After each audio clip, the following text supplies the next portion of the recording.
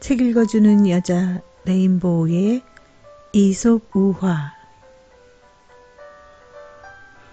안녕하세요. 책 읽어주는 여자 레인보우 이솝 우화로 인사드립니다.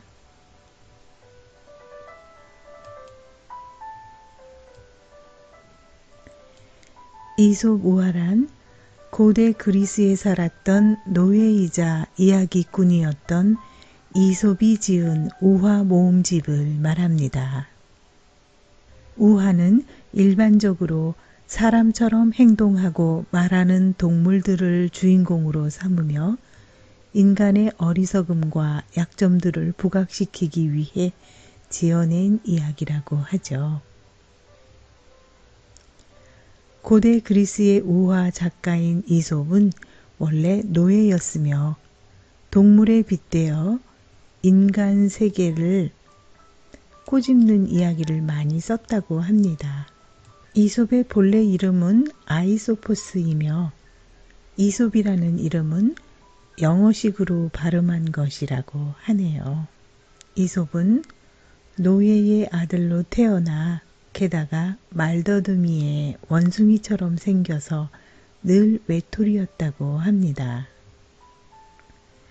하지만 똑똑하고 지혜로워 하인들은 물론이고 주인조차 이솝에게는 함부로 대하지 못했다는데요.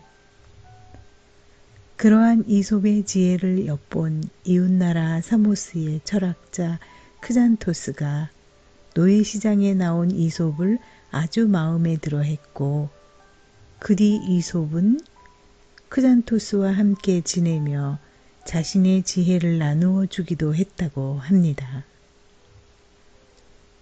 이솝의 뛰어난 지혜에 대한 소문은 온 나라에 퍼져 임금님에게까지 알려졌는데, 임금은 이솝에게 자유를 주고 곁에 두어 나라 일을 돕게 하였습니다. 몇 년 뒤 자유의 몸이 된 이솝은 여행길에 올랐습니다. 그리고 지금의 델포이인 델피에 이르렀는데, 델피에도 이솝이 매우 지혜롭다는 소문이 널리 퍼져 있었지만 이솝을 시기해 못마땅하게 생각하는 사람이 있어 노예 주제에 건방지기는 내 저 녀석의 꼴을 납작하게 해줘야겠어 라며 몇몇 사람들이 이솝을 모함했고, 결국 이솝은 감옥에 갇히게 되며 이솝을 절벽에서 떨어뜨려 사형시켜야 한다는 사람들에게 이솝은 다음과 같은 이야기를 들려주었다고 합니다. 개구리 한 마리가 같이 놀자고 쥐를 깨웠어. 개구리는 쥐의 발과 제 발을 한데 묶어 물속에서 헤엄치고 놀았지. 개구리는 신이 났지만 헤엄을 못 치는 쥐는 물속에서 너무 고통스러웠어. 그때 하늘을 날고 있던 독수리가 허우적대는 쥐를 낚아챘어. 그러자 개구리도 따라 올라가 독수리에게 잡혀 먹혔어. 어리석은 델피 사람들이여, 내가 죽으면 당신들은 개구리 꼴이 될 것이야. 하지만 델피 사람들은 이솝의 말을 들은 척도 하지 않았습니다. 그리고 이솝을 절벽에서 떨어뜨려 죽였습니다. 그러자 이솝의 예언대로 무서운 전염병이 돌아 많은 사람들이 죽게 되었다고 합니다. 뒤늦게 겁을 먹은 델피 사람들은 큰 피라미드를 세우고 해마다 이솝의 명복을 비는 제사를 지냈다고 합니다. 그럼 지금부터 이솝 우화를 읽어드리겠습니다. 좋아요, 구독, 알림 설정 부탁드립니다. 좋아요, 구독, 알림 설정은 저에게 큰 힘이 되어 준답니다. 까마귀의 지혜. 오랜 가뭄으로 물 한 방울 찾기 힘든 여름날이었습니다. 오랫동안 물을 마시지 못해 목이 말라 거의 죽을 지경이 된 까마귀 한 마리가 애타게 물을 찾아다니고 있었습니다. 목마름에 물을 찾던 까마귀는 문득 들판 한가운데서 반짝이는 물건을 발견하고는 혼신의 힘을 다해 날아갔습니다. 죽을 운명은 아니었는지 까마귀가 발견한 것은 주둥이가 작은 커다란 물병이었습니다. 그러나 곁에 가서 보니 병에는 물이 조금밖에 들어있지 않았고 주둥이마저 작아서 도저히 물을 먹을 수가 없었습니다. 그래서 까마귀는 물병을 깨뜨리려고도 했고 뒤집으려고도 했지만 큰 물병은 꼼짝도 하지 않았습니다. 어떻게 해야 저 물을 먹을 수가 있을까? 어떻게 해야 하지? 까마귀는 생각하고 또 생각했습니다. 이대로 물을 포기한다면 목이 말라 죽을 수도 있었기에 까마귀는 더욱 필사적으로 궁리했습니다. 시간이 조금 흐른 뒤 까마귀는 주위의 작은 돌멩이들을 하나씩 입에 물고는 병 속에 넣기 시작했습니다. 돌을 계속해서 넣자 병 속의 물은 돌멩이의 부피만큼 점점 위로 올라왔고 마침내 물병 꼭대기까지 이르게 되었습니다. 까마귀는 너무도 맛있게 물을 먹었고 갈증을 해소할 수 있었습니다. 힘으로 이룰 수 있는 일보다는 지혜와 인내로 이룰 수 있는 일이 더 많은 것 같습니다. 이루고 싶은 일이 있을 때 간절히 원한다면 불가능할 것 같아 보이던 바람조차도 이룰 수 있게 되는 것 같습니다.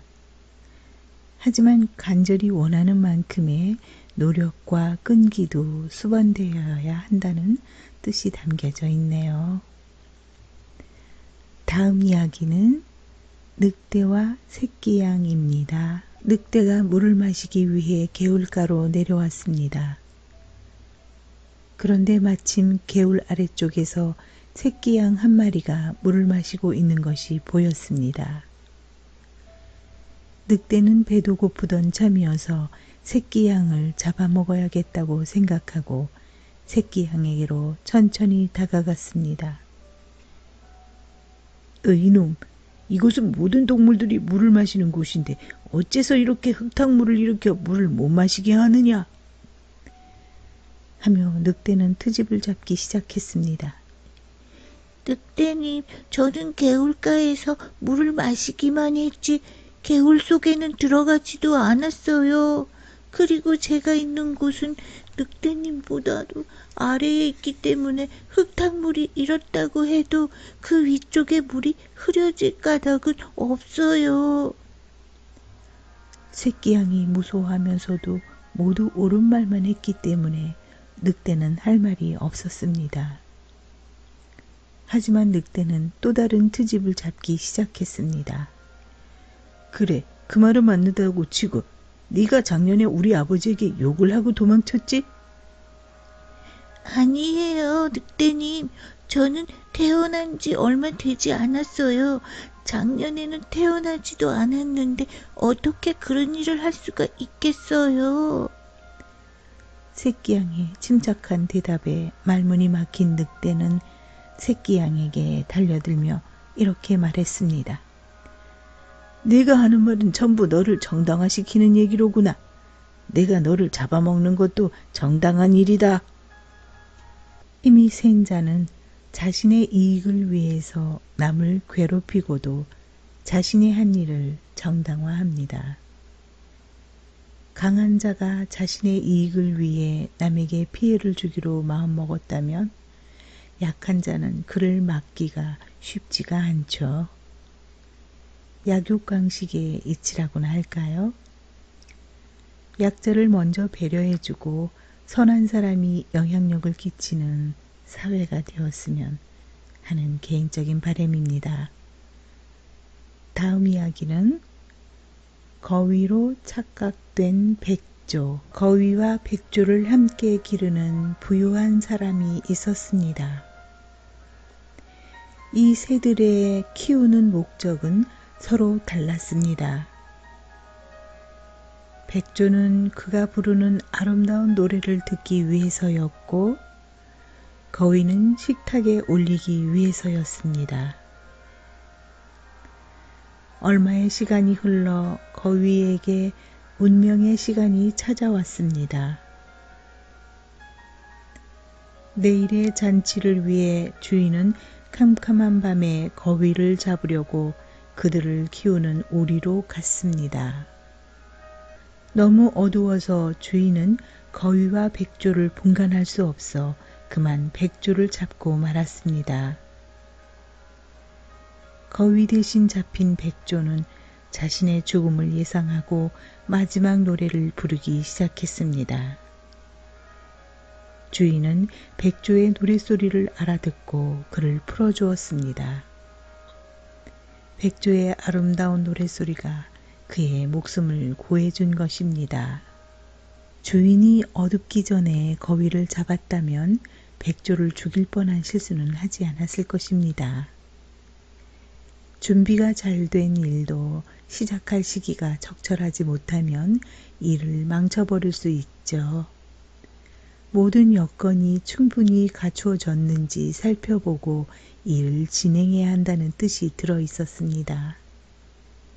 또한 모든 사람들은 저마다 훌륭한 재능을 갖고 있는데 그 재능을 남들에게 알리지 않거나 적절하게 사용하지 못한다면 그 재능을 이룰 수도 있습니다. 백조가 살아날 수 있었던 건 갖고 있던 재능 때문이라고 생각됩니다. 다음 이야기는 속임수. 나쁜 병에 걸려 오랫동안 앓고 지낸 가난한 농부가 있었습니다. 가난한 탓에 치료조차 제대로 받을 수 없었던 농부는 신에게 기도를 드렸습니다. 제발 제 병을 낫게 해주세요. 제 병이 나으면 소 100마리를 제물로 바치겠습니다. 신은 농부의 마음을 시험해 보기 위해 그의 소원을 들어 병을 낫게 했습니다. 병이 낫자 농부는 걱정이 되기 시작했습니다. 약속한 100마리의 소를 제물로 바쳐야 하지만 그에게는 단 한 마리의 소도 없었기 때문이었습니다.